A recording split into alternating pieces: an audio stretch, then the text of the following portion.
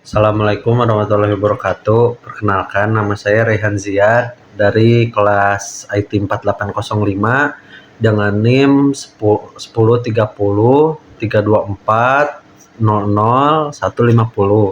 Di sini saya akan mengerjakan tugas CLO di mata kuliah kalkulus, tugas CLO ketiga. Ya, jadi ini nomor satu, perhatikan gambar berikut. Berdasarkan grafik fx di atas, apakah fungsi fx kontinu dan terdiferensial di titik berikut? Yang A, X sama dengan min 1, B, X sama dengan 0, C, X sama dengan 1,5, dan D, X-nya sama dengan 2. Nah, untuk jawabannya, di sini tuh yang A, fx-nya itu kontinu tetapi tidak terdiferensial. Kenapa? Karena di sini di titik A ini kan di min 1 ya, berarti di sini. Ini tuh kontinu karena masih nyambung gitu, si garisnya tuh nggak terpotong tapi masih nyambung. Terus kenapa tidak terdiferensial? Karena di sini di titik min 1 ini tuh dia ada patahan atau bisa disebut juga sudut tajam. Di sini ada patahan, jadi bisa disebut tidak terdiferensial. Tuh, ini nih yang patahan ini nih kayak membentuk sudut gitu. Lalu yang nomor 2 ini yang X-nya di titik 0. Kita lihat lagi. Untuk yang B-nya ini tuh kontinu tetapi tidak terdiferensial. Ini sama yang nomor 1 ya. Berarti yang di titik 0 di sini ya. Nah, di sini masih nyambung nih, semuanya masih nyambung, tapi karena di sini ada titik patahan ya. Jadi disebutnya tidak terdiferensial. Lalu yang C itu di titik 1,5. Nah, untuk yang 1,5 itu berarti di sini ya. Untuk 1,5 ini di titiknya masih kontinu tetapi terdiferensial. Kenapa? Karena di sini tidak ada patahan ya, tidak ada sudut tajam di sini, ya begitulah. Jadi terdiferensial dan juga kontinu. Di sini masih belum ada masih nyambung lah gitu, dari sini sampai ujung tuh di sini masih nyambung gitu. Untuk yang D itu di X-nya di titik 2. Nah, untuk di titik 2 di sini. Untuk yang di titik 2 ini di sini kan ada sudut tajam ya, berarti jawabannya kontinu tetapi tidak terdiferensial. Ini jawabannya tuh. Ini kontinu tetapi tidak terdiferensial, ini kontinu dan terdiferensial. Yang untuk yang D kontinu tetapi tidak terdiferensial. Ke nomor 2 ya. Di sini tuh diberikan kurva fungsi fx sama dengan x pangkat 3 kurangi 3x tambah 2. Tentukan A, turunkan fungsi f aksennya. Jadi di sini kan ditanya f aksennya ya. Tinggal di turunin aja. Tadi itu soalnya x pangkat 3 kurangi 3x tambah 2. Nah, di sini kita tulis. Jadi jawabannya 3x pangkat 2 kurangi 3. Kenapa sih jadi gini jawabannya? Ya, soalnya tadi kan X pangkat 3 ya. Kalau untuk turunan itu jadi si pangkatnya dimajuin ke depan dari variabel.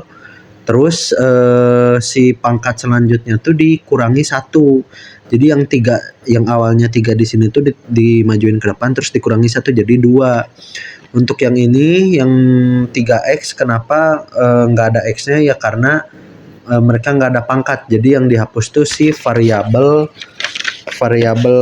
x-nya. Dan untuk yang 2 kenapa nggak ditulis? Karena si 2 ini nggak ada variabel ya. Jadi berapapun nilainya kalau nggak ada pangkatnya atau variabel tuh jadi 0. Jadi nggak ditulis. Jadi jawabannya turunannya ini 3x pangkat 2 kurangi 3. Nah, untuk sekarang soal yang B, yaitu ditanya kemiringan garis singgung di titik 1,0. Nah ya, jadi kita sekarang tulis aja di sini. Ini sama dengan x3 kurang 3x tambah 2. Nah, kita tulis di titik 0. Di titik 1,0. Nah, untuk membuktikan titik ini menjadi titik singgungnya ya, kita uji coba di titik ini ke kurva yang ada di sini. Berarti jadi misalnya 1/3 kurang 3 itu tambah 2, ini jadi min 2 tambah 2 jadi 0. Nah, jadi udah jelas bahwa titik 1,0 ini jadi titik singgung pada kurva yang ini. Nah, lalu yang ditanyanya ini kemiringan garis singgung ya. Untuk mencari kemiringan garis singgung, kita cari berarti MGS, rumusnya itu dy dx ya. Dx-nya di titik 1,0. Nah, setelah itu dari dy dx-nya itu dari turunan yang tadi. Untuk turunan tadi kan hasilnya tuh di sini aja ya. Hasilnya tuh 3x pangkat 2. Nah, 3x pangkat 2 kurangi 3. Nah, karena tadi titik 1,0, jadi kita substitusiin aja ke dalam sini.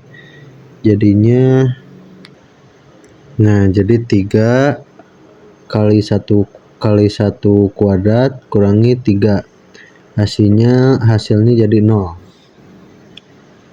Nah, setelah itu ditemukan gradien garis singgungnya itu yaitu 0. Nah, untuk yang C itu mencari persamaan garis singgung di titik 1,0. Untuk mencari persamaan garis singgung, langkah pertamanya itu harus mengetahui garis singgungnya. Nah, sudah diketahui bahwa kemiringan dari garis singgungnya ini yaitu 0 ya. Jadi langsung masuk ke rumusnya aja. Dia kurang 1. Nah, ini y kurangi y1 sama dengan MGS kali x min x1. Nah, ini di titik P 1,0. Nah, untuk yang satu ini adalah jadi x1. Nah, untuk yang ini jadi y1. Nah, setelah itu tinggal kita substitusikan aja ya. Jadi di sini tuh y kurang sama dengan dulu y kurangi 0, ini kan 0 nih, y1-nya 0. Sama dengan MGS-nya tuh tadi 0, garis singgungnya 0 kali x kurang 0. Nah, setelah itu y kurang 0 kan y. Jadi 0 dikali berapapun ya hasilnya tetap 0 kan. Jadi sini 0. Nah, jadi y itu sama dengan 0. Nah, lalu persamaan dari garis singgung yang tadi ya, yang x pangkat 3 kurang 3x tambah 2 itu disebutnya jadi garis datar. Nah, lalu lanjut ke yang nomor bagian D. Nah, oke, kita lanjut aja ya. Di sini yang bagian D itu mencari persamaan garis normal di titik 1,0. Nah, jadi kita tulis aja dulu di sini MGN. Nah, jadi dari MGN ini tuh rumusnya yaitu -1/MGS. Nah, dikarenakan sudah ketahuan ya di yang B ini nih, si MGS-nya itu sama dengan 0, jadi di sininya -1/0. Nah, jadi ini tuh dikarenakan MGS-nya sama dengan 0 ya. Jadi si MGN-nya tuh nggak ada. Si MGN-nya tuh nggak ada jawabannya ya, karena -1,0 tuh ininya tidak terdefinisi. Jadi infinity gitu. Jadi si ininya nggak ada si jawabannya ya. Nah, lalu dikarenakan di sini saya PGN sama dengan salah kurang 1 MGS kurang X1. Nah, jadi untuk persamaan garis normalnya dari kurva yang tadi, yang ini nih, yang X3 kuadrat X pangkat 3 kurangi 3X tambah 2 dari di titik 1,0 tuh, jadi persamaan garis normalnya itu nggak ada. Nah, lalu kita lanjut ke nomor 3. Nomor 3 ini soalnya yaitu suatu benda bergerak mengikuti lintasan fx sama dengan 1/3 x pangkat 3 kurang 1/2 x pangkat 2 kurang 2x tambah 1. Nah, untuk beberapa soalnya, jadi untuk yang bagian A, kapan benda tersebut bergerak naik. Nah, ini untuk yang bagian A itu kapan benda tersebut bergerak naik. Untuk mengetahui fungsi tersebut tuh kemonotonnya naik atau turun tuh, jadi langkah pertamanya tuh kita harus mencari turunan pertama dari fungsi tersebut ya. Jadi rumusnya tuh fx sama dengan 1/3 x1/2 dikurang 2x tambah 1. Nah, untuk turunan pertamanya sendiri atau f aksennya itu yaitu yang pertama x pangkat 2 min x min 2. Ini untuk hasil dari turunan pertamanya. Nah, untuk yang selanjutnya itu kita mencari titik pemecahnya atau bisa disebut dengan TP.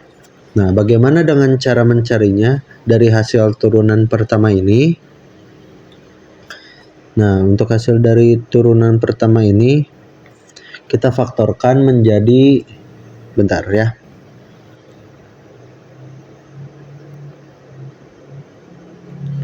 x min 2 dan di sini menjadi x plus 1. Dan jadi titik pemecahnya yaitu adalah x sama dengan 2 dan x sama dengan min 1. Ini menjadi titik pemecahnya. Setelah itu kita gambarkan ya. Nah, di sini kita akan menggambarkan garis bilangannya ya, atau intervalnya. Nah, karena ini tidak masuk, jadi buletannya bulatan kosong ya.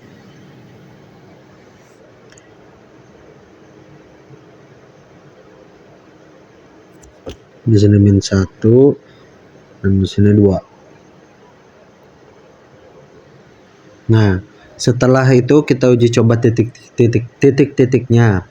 Dikarenakan ini tuh pangkat 1 ya, maka dari itu untuk setiap uji titiknya selalu berulang. Nah, kalau begitu kita coba uji coba di titik 0 ya. Nah, kita Nah, coba kita masukkan ke sini ya. 0 min 2 berarti min 2. Nah, berarti masukkan ke sini ya, tadi berarti 0 min 2 berarti negatif, dan 0 tambah 1 berarti positif ya. Berarti di sini tulis uji cobanya, berarti negatif positif. Nah, berarti untuk uji coba ini berarti negatif dikali positif itu ya hasilnya ya pasti negatif. Nah, dikarenakan faktorisasinya itu pangkat 1, maka dari itu berlaku berulang. Kalau misalnya di tengahnya negatif, maka dari si kanan sama si kirinya itu positif. Nah, untuk kembali ke soalnya itu, kapan apa tadi kata soalnya tuh kapan benda tersebut bergerak naik. Di sini karena positif jadi ini bergerak naik ya. Bergerak turun, dan ini bergerak naik. Kita tulis saja benda bergerak naik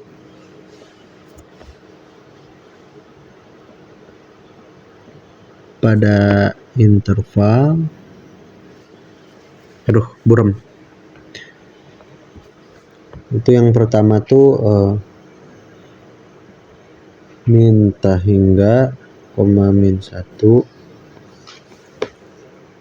atau dari 2 hingga ta hingga. Oke. Untuk yang bagian B ya, kan katanya kapan benda tersebut bergerak turun. Karena yang tadi sebelumnya udah kita cari ya berdasarkan intervalnya benda tersebut bergerak turun. Jadi kita tulis saja benda bergerak turun pada interval yaitu min 1,2. Nah, itu untuk jawaban yang bagian B. Lalu untuk yang bagian C, kapan lintasan dari benda tersebut cekung ke atas. Nah, untuk kecekungan itu sendiri itu tuh berlaku F double aksen. Buram. Nah, maka dari soal sebelumnya yang udah kita ketahui F aksennya ya, jadi x kuadrat min x 2, maka F double aksennya di 2x min 1. Nah, 2x min 1 ini tuh dibikin sama dengan 0 untuk mencari titik pemecahnya. 2x min 1 sama dengan 0. 2x sama dengan 1, x sama dengan setengah. Nah, setelah itu kita gambar intervalnya atau garis bilangannya.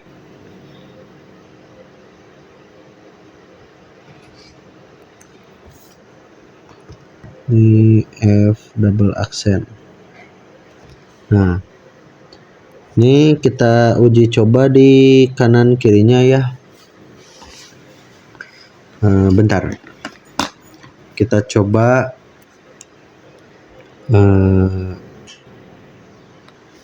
salah, ini bukan 2, ini salah tulis. Kita uji coba mungkin 1 ya, karena 1 lebih besar dari setengah. Kita tulisnya di sini uji coba. Nah, uji coba di sini. Nah, uji cobanya ini berarti satunya dimasukin ke sini aja. 2 kali 1 2, 2 kali 1 1. Berarti positif ya. Berarti kalau positif cekungnya ke atas ya. Nah, dan yang kita dari sebelah kiri itu kita uji cobanya 0 ya. Untuk 0 itu berarti 2 kali 0 0 kurangi 1 min 1 ya, berarti negatif. Untuk yang ini positif, ini negatif. Berarti untuk yang sebelah kiri itu cekung ke bawah. Nah, untuk yang ditanyakan itu kapan lintasan dari benda tersebut cekung ke atas. Jadi kita tulis saja di sini. Aduh, fokus dong. Nah, fx cekung ke atas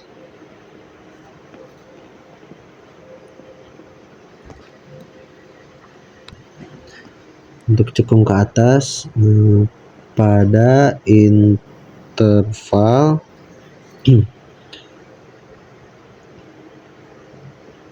setengah sampai tak hingga. Untuk soal yang D,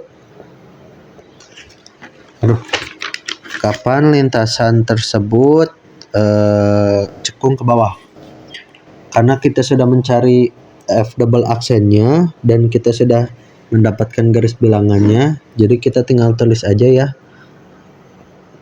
fx dilihat dari intervalnya tadi atau garis bilangannya tadi, yaitu cekung ke bawah ya. Fx cekung ke bawah. Aduh, susah banget tulisnya. Ke bawah pada interval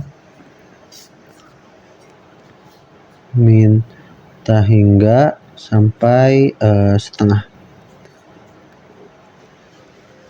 Itu untuk yang D ya.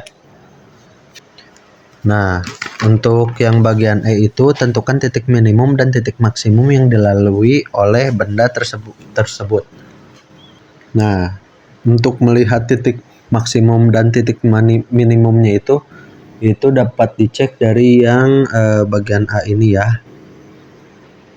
Nah, di sini ini titik maksimum pada saat X pada min 1 dan ini menjadi titik minimum saat X pada 2.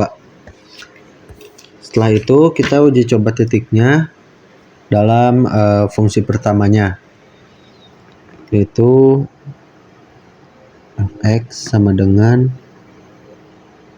sepertiga X pangkat 3 kurang setengah 2 X kuadrat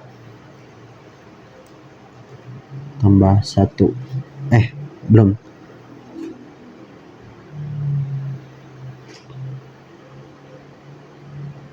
kurang 2X tambah 1.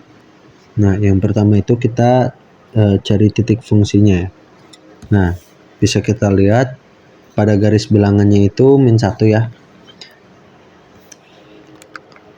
Simpel saja, maka F min 1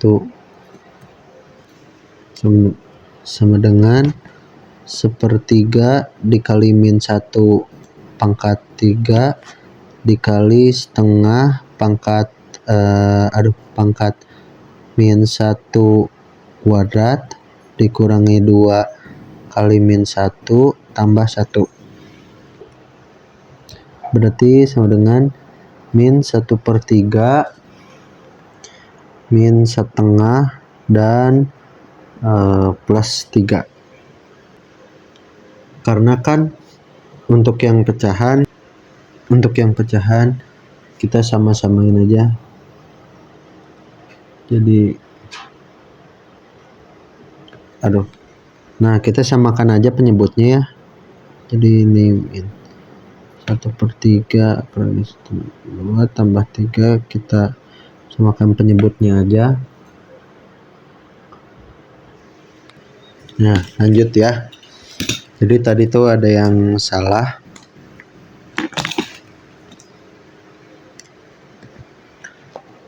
Ini kita tulis saja di sini min 3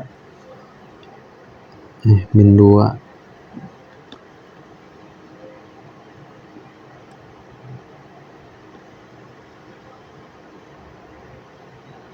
Dan hasilnya tuh jadi 13/6. Jadi fx memiliki titik maksimum pada interval yaitu min 1,13/6. Nah, setelah itu yang F ya, tentukan pada titik masih yang E masih di titik minimum. Nah, kalau dilihat berdasarkan jawaban yang A tadi tuh di bagian X sama dengan 2.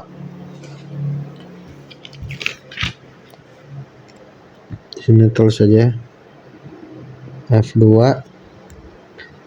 sama dengan 1/3 dikali 2 pangkat 3 kurang setengah kali 2 pangkat 2 min 2 kali 2 tambah 1 jadi sama dengan 8/3 dikurang 2 kurang 3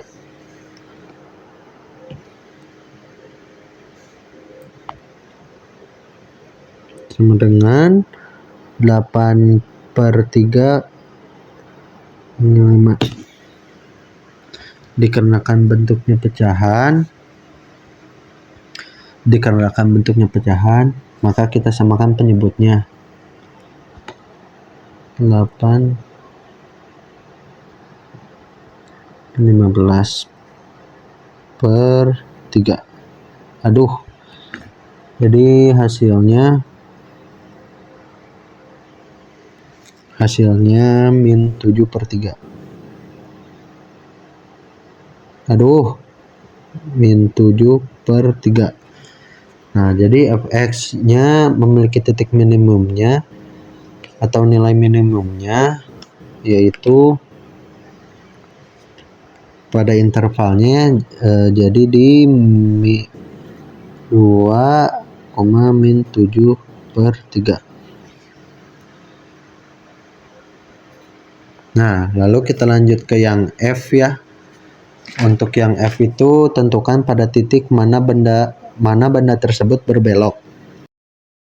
Nah, untuk soal yang terakhir untuk yang F ini kita tulis di sini aja ya, nyatu sama yang nomor 1 soalnya yang ini udah penuh tuh. Ini yang nomor 3 aja udah penuh segini. Jadi kita gabungin aja sama nomor 1. Ini kita pisahin dulu ya.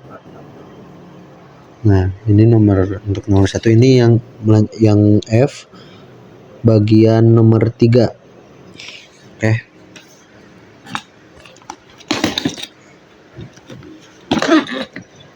Jadi untuk yang F itu adalah tentukan pada titik mana benda tersebut berbelok.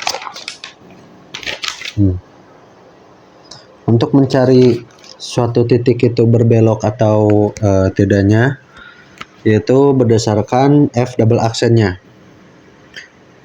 Nah, karena di sininya tuh yang soal C itu udah diketahui F double X nya itu 2X kurang 1, jadi kita tulis saja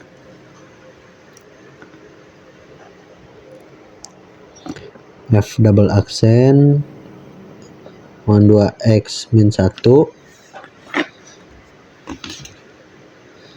Nah, lalu dibikin sama dengan 0 untuk F double aksennya.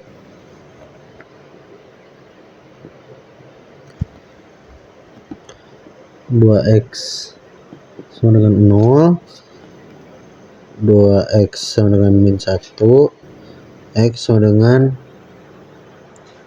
setengah. Ini bukan min. Nah, pada titik x sama dengan setengah ini bisa dilihat dari nomor C itu terjadi perubahan cekungan, yang mana suatu perubahan cekungan itu yang dari kiri ke kanan itu disebut dengan titik belok dari cekung ke bawah. Nah, berbelok jadi cekung ke atas. Maka dari itu, untuk mengetahui titik itu merupakan memiliki titik belok interval, yang dimana itu untuk X sama dengan setengah ini kita substitusikan ke dalam fx atau fungsi yang pertama. Berarti f setengah sama dengan sepertiga dikali setengah pangkat 3 dikurang setengah dikali setengah pangkat 2 dikurang 2 pangkat setengah kali setengah tambah 1.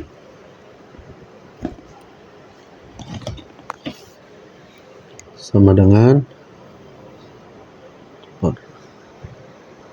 24 min 18 sama dengan 0. Nah, lalu disamakan penyebutnya 24 1 per 24 sama dengan min 24 min 2 per 24 atau sama dengan min 1 per 12. Jadi fx memiliki titik belok pada interval